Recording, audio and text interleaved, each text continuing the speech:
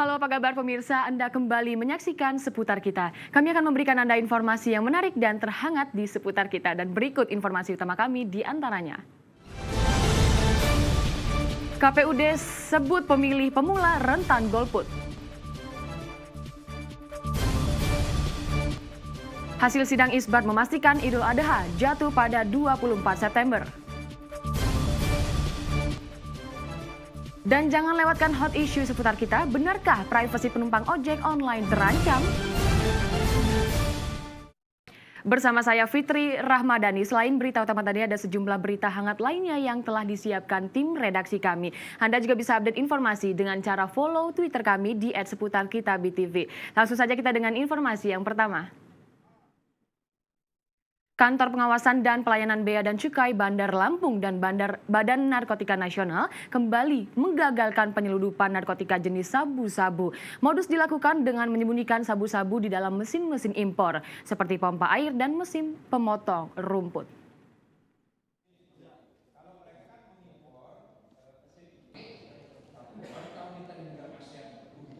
Badan Narkotika Nasional (BNN) dan Kantor Pengawasan dan Pelayanan Bea Cukai Bandar Lampung kembali menggagalkan upaya penyelundupan narkotika jenis metamfetamin atau sabu-sabu.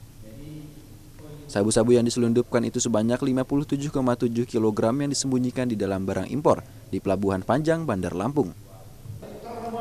Barang impor itu berupa pompa air, tuner, gas blower, mesin pemotong rumput, dan mesin motor. Menurut Dirjen Bea dan Cukai Heru Pambudi di Jakarta, Senin, dengan upaya penggagalan penyelundupan ini berarti telah menyelamatkan ratusan ribu jiwa di Indonesia. Bahwa dari penangkapan 57 kg ini telah berhasil menyelamatkan generasi muda sebanyak 288.505 generasi muda. Saya kira adalah jumlah yang besar. Selain menggagalkan penyelundupan, Bea Cukai dan BNN juga berhasil menangkap 15 tersangka pengedar narkotika. Mereka terdiri dari 11 orang warga negara Indonesia, 3 orang Nigeria, dan 1 warga negara Jamaika yang berkartu tanda penduduk ilegal Yogyakarta. 15 tersangka itu diancam dengan hukuman maksimal berupa hukuman mati. Badan Narkotika Nasional menghimbau kepada masyarakat agar lebih waspada terhadap peredaran narkotika jenis baru.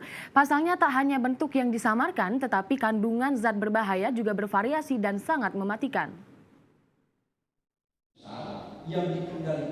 Deputi Pemberantasan Badan Narkotika Nasional Irjen Pol Dedi Fauzi El Hakim menghimbau masyarakat untuk berhati-hati terhadap narkotika jenis metafetamin atau sabu-sabu. Hal itu diungkapkan dalam jumpa pers di Jakarta Senin siang terkait penggagalan penyelundupan narkotika oleh Bea Cukai dan BNN di Bandar Lampung. Selain menghadirkan para tersangka dalam penyelundupan tersebut, juga diperlihatkan jenis narkotika yang berhasil diamankan, termasuk metafetamin atau sabu-sabu yang siap dikemas dalam berbagai bentuk yang menipu. Dedi Fauzi memaparkan narkotika jenis baru ini bisa saja diolah menjadi permen, makanan, dan sebagainya. Di setiap daerah, narkotika ini dibuat dengan kandungan yang berbeda-beda, namun tetap dengan efek yang sangat berbahaya karena bisa mematikan. Jadi kalau sudah masuk wilayah peredaran, nah muncullah nanti para pembelinya, bayar-bayar, di mana para bayar-bayar ini nanti akan mencampur lagi itu. Jadi kristal sabu itu tidak begitu saja ini, tapi ada yang memproduksi, memproses lebih lanjut. Peredaran sabu-sabu berawal dari kota-kota besar di Jawa Barat, kemudian berlanjut ke provinsi terdekat, lalu kota-kota besar di Kalimantan Barat dan Sulawesi Selatan. Komposisi pun berbeda di tiap daerah, seperti mencampur sabu-sabu dengan obat batuk, obat alergi, ataupun obat penurun panas. Bahkan di Kalimantan ditemukan jenis sabu-sabu yang dicampur dengan pupuk urea yang jelas mematikan bagi siapa saja yang menggunakannya. Dari berita seputar Pilkada, pemirsa, menjelang pemilihan kepala daerah serentak 9 Desember mendatang, KPU Kota Cilegon, Banten menggelar sosialisasi pada para pemilih pemula. Hal ini dilakukan karena pemilih pemula dinilai sebagai kelompok yang rentan golput.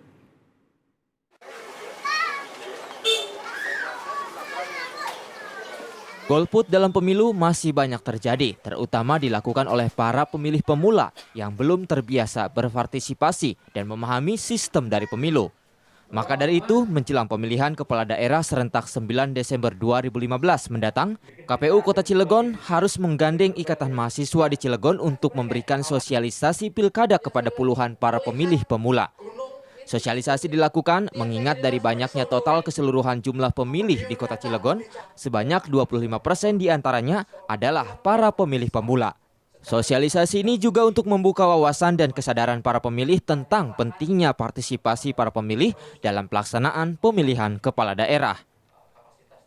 Karena pemilih pemula segmen pemilih pemula itu hampir 25%. Dari daftar pemilih yang kemarin sudah diputuskan tanggal 2 September, 25% di Cilegon itu pemilih pemula. Dan 25% ini sangat signifikan karena dia adalah kandidat pemimpin masa depan. Sehingga persepsi pemilih pemula terhadap sebuah kontestasi pilihan itu akan berkaitan dengan masa depan. Seperti diketahui, Kota Cilegon sendiri merupakan salah satu kota dari 4 kabupaten kota di Provinsi Banten yang mengikuti pilkada serentak pada 9 Desember 2015 mendatang. Adi Muhtadim, Banten TV, Cilegon. Sementara itu, Panitia Pengawas Pemilihan Kepala Daerah Kota Cilegon mendesak pemerintah setempat mencopot baliho raksasa yang terpasang gambar mantan wali kota Tubagus Iman Aryadi dan wakil wali kota Edi Aryadi. Pasalnya, gambar tersebut tidak layak dipasang karena keduanya sudah menjadi calon kepala daerah sebagai pasangan incumbent.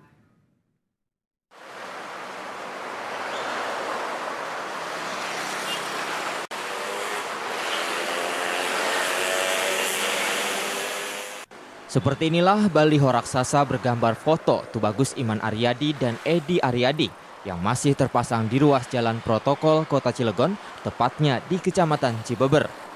Baliho raksasa berukuran kurang lebih dengan panjang 15 meter dan lebar 5 meter ini bertuliskan penggratisan pajak bumi dan bangunan yang bergambarkan foto Tubagus Iman Aryadi sebagai wali kota dan Edi Aryadi sebagai wakil wali kota Cilegon. Panitia Pengawas Pemilihan Kepala Daerah Kota Cilegon pun mendesak kepada pemerintah Kota Cilegon agar segera menertibkan dan mencopot baliho raksasa ini. Selain dianggap mengkampanyekan salah satu pasangan calon, juga baliho raksasa ini sudah tidak layak dipasang karena saat ini Tubagus Iman Aryadi dan Edi Aryadi sudah bukan lagi sebagai wali kota dan wakil wali kota Cilegon, melainkan sebagai pasangan calon kepala daerah. Beliau yang masih terpasang itu harus kita tertibkan. Termasuk saya akan menghimbauan kepada pemerintah daerah, dalam hal ini adalah ya pemerintah daerah ya, dua hal itu, ya tertibkan. Ya. Kalau misalnya belum ditertibkan, Kak, apakah ada pembersihan? Ya tetap harus ada. Sekalipun yang mengeksekusi pembersihan itu bukan wilayah saya kan, itu ada petugasnya, ya Pol PP. Ya, Pol PP untuk pembersihan alat peraga. Kemudian selesai ini kan kita ada kegiatan, ya paling maksimal minggu depan sudah beres. Panitia Pengawas Pemilihan Kepala Daerah Kota Cilegon juga akan menertibkan foto-foto bergambar Tubagus Iman Aryadi dan Edi Aryadi yang masih terpasang di kantor-kantor dinas. Adi Muhtadim, Banten TV, Cilegon. Beralih ke wilayah Sumatera, pemirsa, setelah sempat normal selama beberapa hari, Bandara Sultan Syarif Qasim II Pekanbaru Riau kembali lumpuh total. Jarak pandang yang begitu pendek membuat puluhan penerbangan harus dibatalkan dan ratusan penumpang terlantar. Bandara Sultan Syarif Qasim II Pekanbaru Riau sejak 12 September mengalami kelumpuhan total akibat tebalnya kabut asap.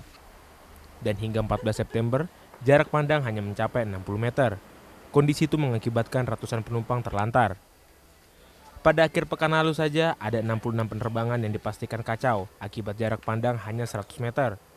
Sebagai maskapai sudah membatalkan penerbangan dari Pekanbaru, baik kedatangan maupun keberangkatan ditunda.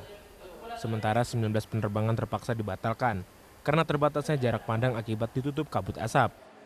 Untuk aktivitas penerbangan dari pagi sampai saat ini belum ada yang datang ataupun yang berangkat. Itu ada sekitar berapa nggak? Untuk hari ini sesuai dengan jadwal ada 66 penerbangan. Akan tetapi ada lebih kurang 19 penerbangan sudah ada pembatalan. Badan Meteorologi, Klimatologi, dan Geofisika Pekanbaru melaporkan jumlah titik api di Sumatera terpantau 833 titik, di mana terbanyak terdapat di Sumatera Selatan, sebanyak 621 titik, Jambi 100 titik, Bangka Belitung 45 titik, Lampung 25 titik, Riau 14 titik, Sumatera Barat 12 titik, dan Kepulauan Riau sebanyak 5 titik. Pemerintah kini masih berusaha memadamkan api dengan melibatkan banyak pihak. Pemirsa, tebalnya kabut asap di Pekanbaru membuat kualitas udara di ibu kota Riau tersebut berada dalam kondisi yang sangat berbahaya. Sehingga semua aktivitas belajar mengajar mulai tingkat taman kanak-kanak hingga perguruan tinggi kembali diliburkan.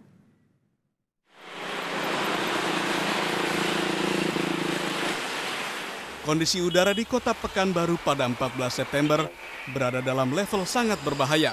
Karena berdasarkan pengukuran PM10, partikel debu yang terkandung dalam asap akibat kebakaran hutan dan lahan mencapai 800 mikrogram per meter kubik. Padahal batas level udara tidak sehat saja 150 mikrogram per meter kubik. Dan memasuki pekan ketiga, institusi pendidikan mulai taman kanak-kanak hingga perguruan tinggi di ibu kota Riau itu kembali diliburkan. Termasuk yang dilakukan SMK Negeri 2 yang telah meliburkan aktivitas belajar dan mengajarnya sejak pekan lalu. Namun bukan berarti siswa dilepas begitu saja. Pihak sekolah telah menginstruksikan seluruh siswa untuk melakukan tugas kelompok dan belajar di rumah. Guru-guru juga harus aktif untuk meninjau murid-murid yang melakukan belajar kelompok. Nah, mereka melakukan tugas di rumah. Di bawah kita harapkan pengawasan dari orang tua. Jadi tetap mereka bisa belajar dengan guru, tapi dengan bantuan dari alat-alat komunikasi, bisa dengan telepon, SMS, atau gunakan media sosial gitu. Bisa tetap bisa berhubungan dengan guru, dan kita juga arahkan kepada teman-teman guru itu agar melayani siswa untuk melakukan pembelajaran meskipun tidak dengan sistem klasikal. Sementara itu jarak pandang di Pekanbaru yang hanya mencapai 60 meter telah mengganggu aktivitas warga. Baik lalu lintas hingga penerbangan setempat menjadi lumpuh total. Bahkan Bandara Sultan Syarif Qasim II Pekanbaru telah membatalkan setidaknya 20 penerbangan, baik kedatangan maupun keberangkatan. Tak hanya di Pekanbaru Riau, pemirsa, ratusan murid Sekolah Dasar Negeri Mekarsari 3 Kabupaten Lebak, Banten juga diterjang asap debu. Setiap hari para siswa harus mengenakan masker saat belajar di kelas. Dan polusi udara akibat limbah pabrik yang berada di tepat di samping sekolah ini bahkan membuat sejumlah siswa yang mengalami gangguan pernafasan.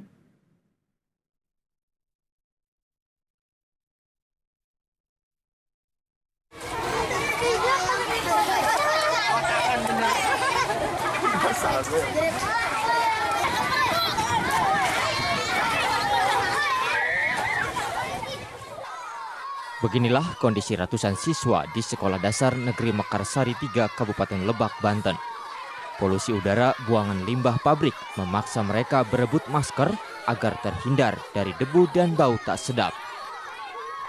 Pencemaran udara akibat limbah pabrik triplek yang berada di samping sekolah sudah berlangsung lama. Setiap hari para siswa harus menggunakan masker saat mengikuti pelajaran di kelas. Bahkan tak sedikit siswa yang mengalami gangguan pernapasan. Ini kenapa pakai masker? Batuk aja. Hah? Batuk. Penyebabnya apa? Debu atau apa? Asap dari mana? Pabrik. Dari pabrik. Keganggu nggak? Ini udah lama. Udah lama. Nyaman nggak? Pihak sekolah mengaku sudah sering melayangkan teguran kepada pihak pabrik agar tidak mengeluarkan limbah yang berdebu dan berbau keluar pabrik. Namun teguran tersebut tidak pernah ditanggapi. Masker Bu, belajarnya? Karena terganggu dengan asap pabrik. Udah lama Bu? Udah, kira-kira ada 1 bulan. Terus pihak sekolah sudah menegur pihak pabrik? Sudah mendatangi ke sana. Apa tanggapan dari pihak pabrik? Katanya insya Allah akan berusaha, akan memperbaikinya, salurannya, tetapi sampai saat ini belum ada solusinya. Kondisi ini sungguh mengganggu konsentrasi para siswa dan guru saat kegiatan belajar mengajar berlangsung. Apalagi polusi udara yang ditimbulkan dari limbah pabrik semakin parah setiap harinya. TB Agus Jamaluddin, Banten TV, Lebak. Dari wilayah Bogor, pemirsa, puluhan warga terjaring razia yang digelar TNI dan Polri di sepanjang Jalan Pajajaran, Kota Bogor, Jawa Barat, Selasa pagi. Mereka terjaring razia akibat mengenakan atribut TNI, baik pakaian maupun stiker yang ditempel di kendaraan.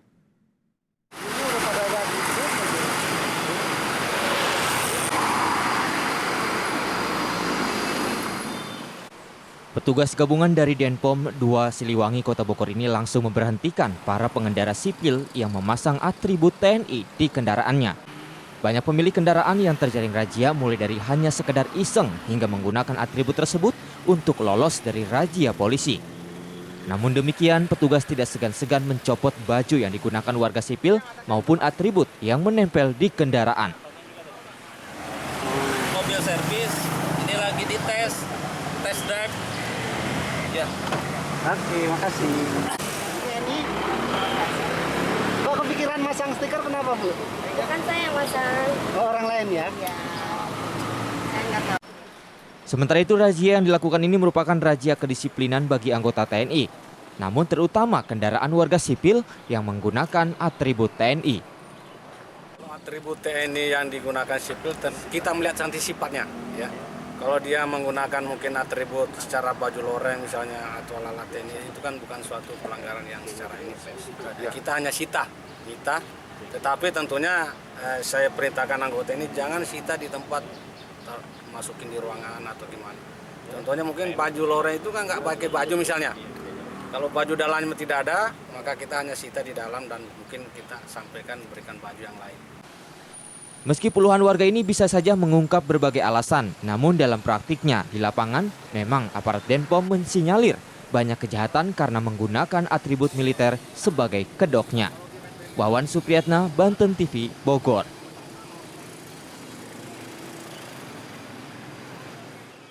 Hari Raya Idul Adha 1436 Hijriah ditetapkan jatuh pada tanggal 24 Desember 2015. Penetapan Kementerian Agama Republik Indonesia tersebut diambil usai gelar sidang isbat pada hari Minggu 13 September 2015. Kementerian Agama menetapkan Hari Raya Idul Adha jatuh pada tanggal 24 September 2015. Ketetapan diambil setelah melalui sidang isbat Minggu 13 September 2015. Dalam sidang terungkap melalui metode ruqyat di seluruh wilayah Indonesia awal bulan atau hilal tidak terlihat. Laporan terakhir tentang tidak terlihatnya hilal berasal dari Aceh ketika sidang isbat tengah berlangsung. Direktur Jenderal Bimas Islam HM Macasin menjadi pimpinan sidang isbat mewakili Menteri Agama yang tengah berada di Mekah. Kita menetapkan tanggal 1 Zulhijjah itu hari jatuh pada hari Selasa 15 September. Itu artinya bahwa Zulhijjah Idul Adha akan jatuh pada tanggal 24 September tanggal 24 September. Harinya Kamis. Dirjen Bimas Islam HM Macasin berpesan umat Islam Indonesia untuk tidak berdebat dan saling menghormati adanya perbedaan dalam penghitungan Hari Idul Adha. Sebelum pelaksanaan sidang isbat, Ormas Islam Muhammadiyah telah menetapkan Idul Adha 1436 Hijriah jatuh pada 23 September 2015. Pemirsa, jangan beranjak dulu, seputar kita akan kembali dengan hot issue yang mengangkat tema benarkah privasi penumpang ojek online terancam? Jangan kemana-mana, tetaplah bersama kami.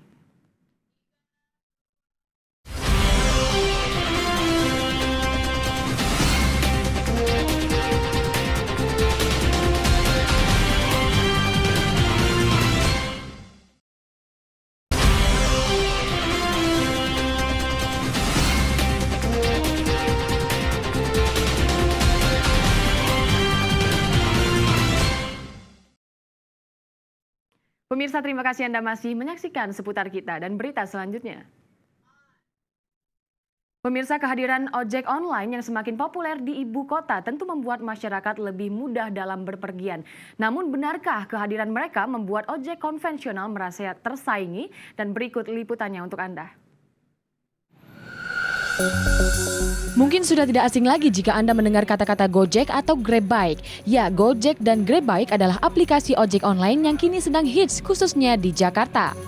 Namun apakah dengan kehadiran layanan ojek online ini, ojek pangkalan atau ojek konvensional menghilang? Eits, jangan salah, meski ojek online tengah hits hingga kini ojek pangkalan juga masih mudah kita temui. Justru kini ojek online juga mulai mangkal di pinggir-pinggir jalan sebelum mereka mendapatkan order dari calon penumpangnya. Lantas, apakah hal ini membuat ojek pangkalan merasa tersaingi atau menurunkan pendapatan mereka? Ya, kehadiran ojek online memang mulai meresahkan para ojek pangkalan. Bahkan sampai ada ojek pangkalan yang memasang spanduk untuk menolak keberadaan ojek online. Nah, ini kan sekarang lagi populer Gojek ya. Gimana, ada tersaingi nggak? Ya sebenarnya sih tersaing kita. Terus pendapatan jadi jauh menurun? Pendapatan jadi jauh, ya kurang lah gitulah. Biasa menurut abang nih drastis nggak penurunannya?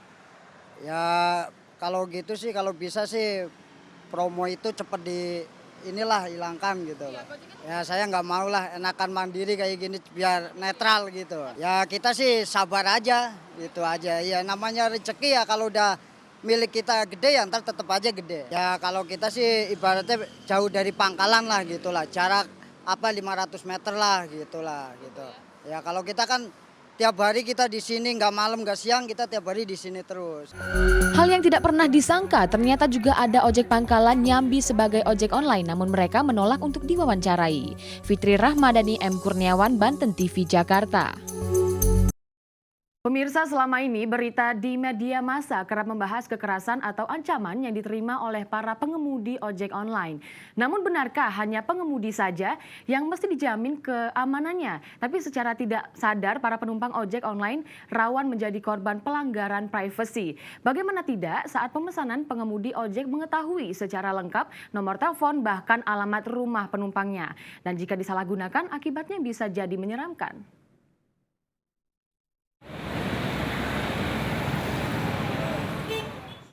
Keberadaan layanan aplikasi ojek online seperti Gojek dan Grabbike kini mulai menuai pro dan kontra.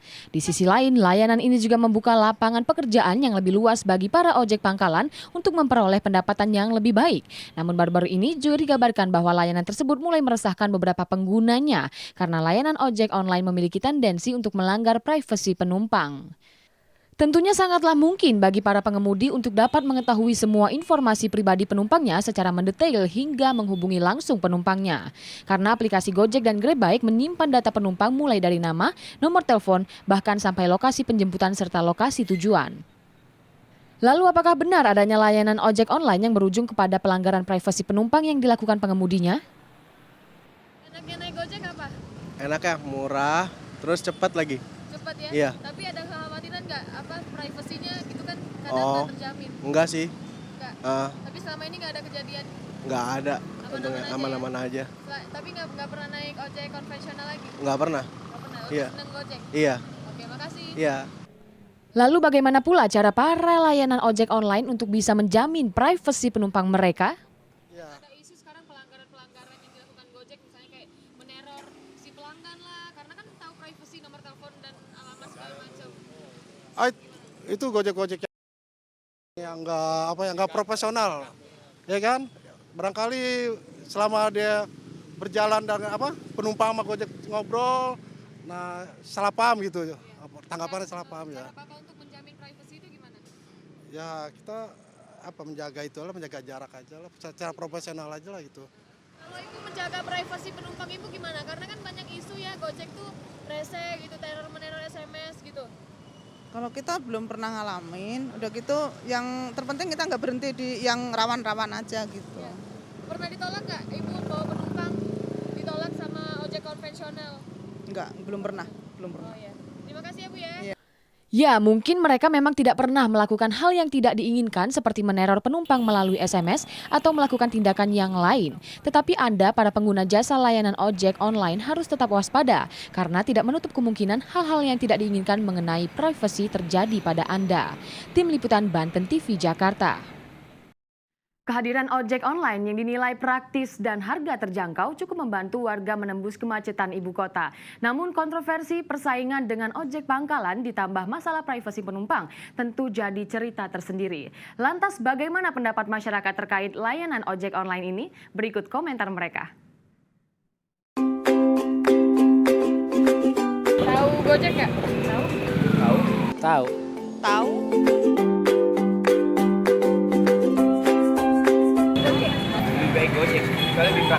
pangkalan. Naik ojek.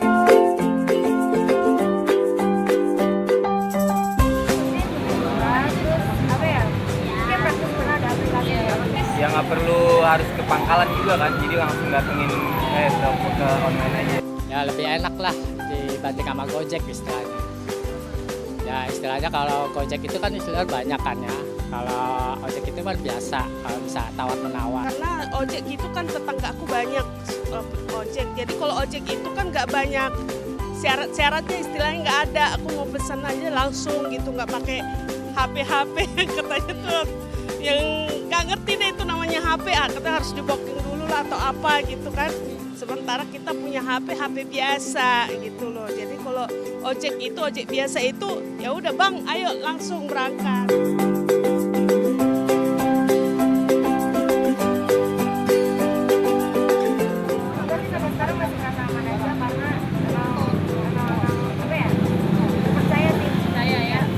Ada isu-isu yang dikhawatirkan dari Gojek ya? Udah sih ada, cuma nggak terlalu mikirin karena sampai saat ini belum kejadian saya.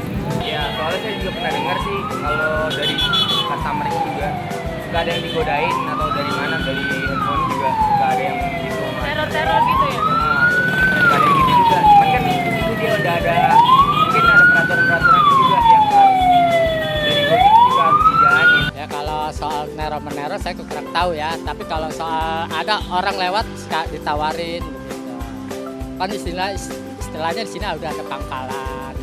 Kadang-kadang suka nawarin, Pak, ojek Pak gitu. Ya kan dia nggak ngeliat ada pangkalan di sini. Enggak sih, karena memang rata-rata kan tetangga kita yang ojek.